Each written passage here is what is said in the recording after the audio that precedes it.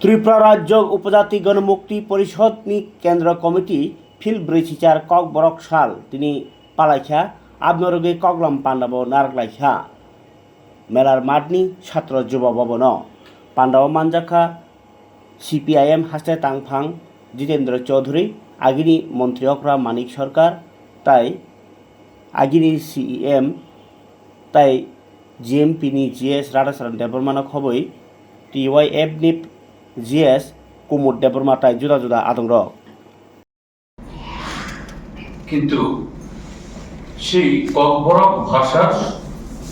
সরকারি স্বীকৃতি লাভের বয়স মাত্র 47 বছর। আজকে এটা 48তম দিবসে পদার্পণ করেছে। আক্ষেপ বা দুঃখ এখানে কেন এটা হলো, এটা শুধু ককবরক ভাষার ক্ষেত্রে না। আমরা যদি আমার সে অভিজ্ঞতাও নেই যে পৃথিবীর অন্য প্রান্তের ভাষাগুলি কিভাবে বিকশিত হয়েছে এটা বলা, কিন্তু আমাদের এই অঞ্চলে এই ভূখণ্ডে আমরা যদি দেখি অন্য ভাষার ক্ষেত্রে, এটা ভারতবর্ষের যে অন্য যে সমস্ত প্রধান প্রধান ভাষাগুলো তার মধ্যে অনেকগুলো যে সংবিধানের 8ম তফসিল অন্তর্ভুক্ত হিসাবে স্বীকৃতি লাভ করেছে, প্রায় 22টি ভাষা, বাংলা, হিন্দি, তামিল, তেলেগু, কানাড়া, মালয়ালম বা এই মারাঠি রকম অসমিয়া, বুড়ো আছে এবং সব শেষে দিকে মণিপুরি বা মেইতেই, সাঁওতালি, এটাও এখন 8ম তফসিলের মধ্যে অন্তর্ভুক্ত 22টির মধ্যে। এই ভাষাগুলো যে পরবর্তী সময়ে সংবিধান রচিত হওয়ার পর বা এই স্বীকৃতি লাভ, মর্যাদা লাভের আগে কিভাবে বিকশিত হয়েছিল, তখন তো সংবিধান ছিল না, বা তখন সেরকম ভাবে যে ভাষার জন্য এরকম ভাবে এখানে যেরকম ধরনের আন্দোলন করা হচ্ছে হয়তো হয়েছে, কিন্তু সেরকম ভাবে করতে হয়েছে বলে সেরকম আমাদের জানা নেই। কিন্তু এগুলোর যে অস্তিত্ব বা এগুলোর সেভাবে প্রসারিত হয়েছে, সমৃদ্ধ হয়েছে কিভাবে, আমাদের এই সমাজ বিকাশের ধারা যে সেই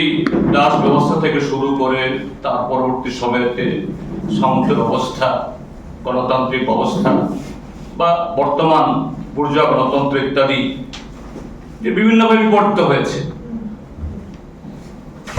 সেখানে অর্থনৈতিক দিক থেকে সেখানে নানা বিরোধ বা নানা ধরনের সংঘাত থাকলেও এই সমাজ বিকাশে যে এই সমাজ বিকাশের দ্বারা বিভিন্ন স্তরে যারা নেতৃত্ব দিয়েছেন তারা সদর্থক ভূমিকা নিয়েছিলেন বলেই সেই ভাষাগুলো বিকশিত হয়েছে। অর্থাৎ রাজারা সমাজের মধ্যে তথাকথিত উচ্চতলা বা যাদেরকে বলা হয় কুলা সম্ভ্রান্ত, এই ভাষা বিকাশে এবং সংস্কৃতি বিকাশে প্রত্যেকেরই তাদের অবদান ছিল বলেই